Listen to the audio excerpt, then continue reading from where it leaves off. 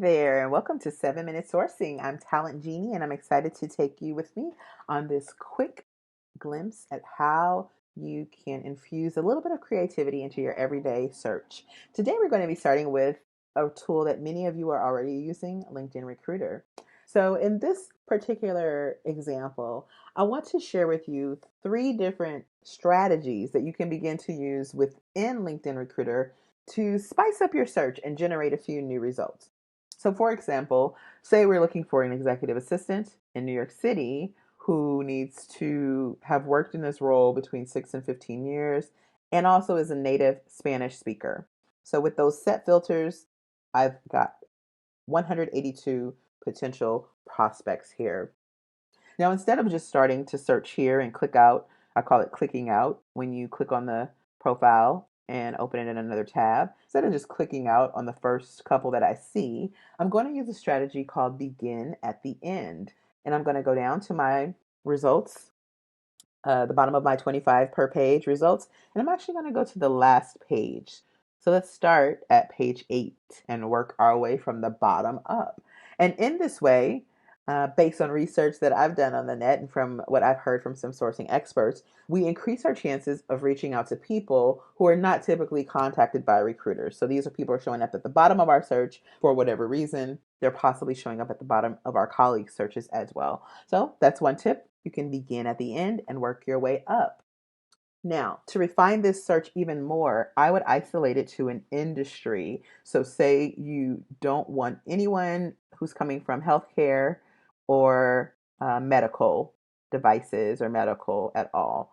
Then that will save you some time as you're skimming. And now you've eliminated 10 to 15 profiles that won't meet the mark. And you can again go to the end of your search and start reviewing from there.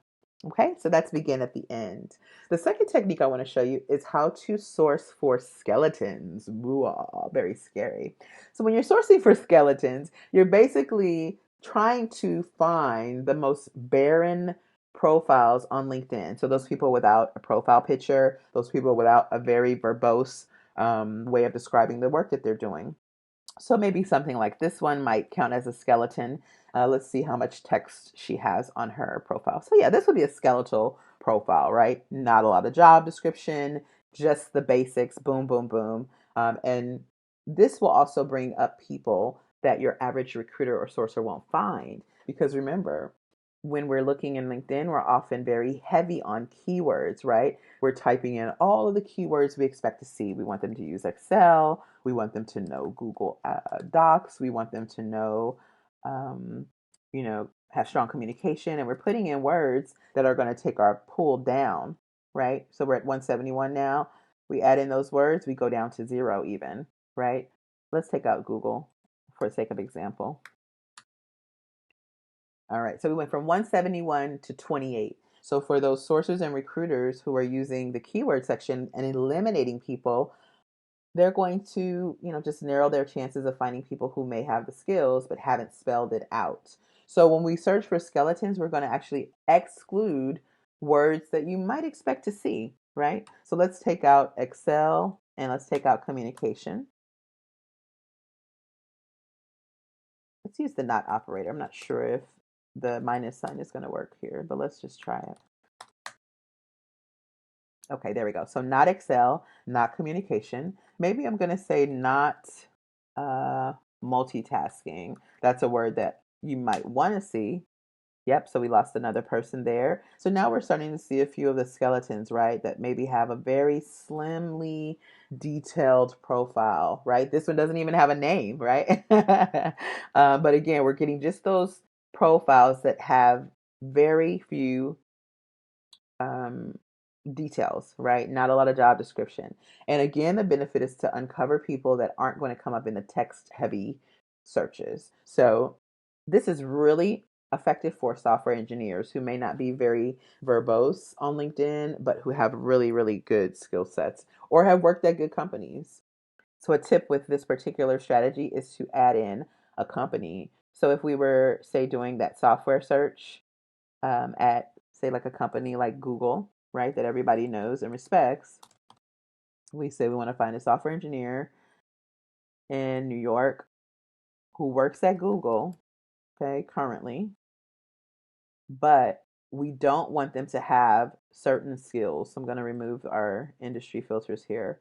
Let's remove words that we would probably expect to see on a profile. So say we're looking for Java script. We're going to take out those with JavaScript. That minus got us. I think that worked for us. Yep. Okay, it took us down. And then we're going to say not Ruby. Okay. Yep, so we're losing people as we go. We're going to say not Golang. So we go from 1392 to 1380. Yep, and we're just going to keep on adding software programming languages, not Java. Wow, we nixed it in half from 1300 to 600. So what we're doing here is we're eliminating the languages that we think we want to see, just to find engineers who maybe do have those skills but just haven't spelled them out. So let's look at this skeletal profile here, Nick, with no pictures. So this is a good example. He doesn't list any languages that you think you're searching for, right? Or that you are searching for. But could he be a good fit for your role? Possibly. We don't know if he's coding in Java, JavaScript, Ruby, Golang. We don't know if he's front end or back end. So this is what I mean by discovering and uncovering kind of little known profiles that your average recruiter won't stop to look at. So that's our second strategy. We have 30 seconds to talk about our last strategy. And our last one here is going to be called Group Scoop. So groups are not very active on LinkedIn anymore, but you can still find people in groups. I'm going to delete this keyword string. And let's look at this subset of 2,800 software engineers at Google in New York. I'm actually going to kind of continue with that previous search, and I'm going to go into our advanced search here and look for groups. And I'm going to look for people that belong to a particular group. Let's say we find people who are or included in a group Ruby on Rails.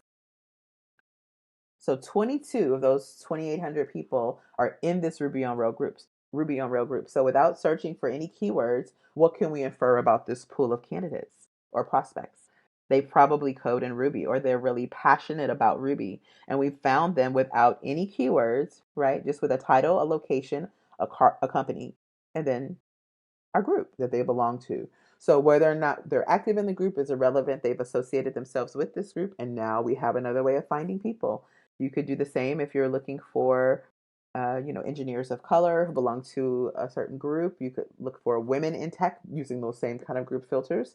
The options are endless. So thanks for hanging out this 7-minute sourcing. We packed in 3 new techniques that you can try: the begin at the end, search for skeletons, and group scoop.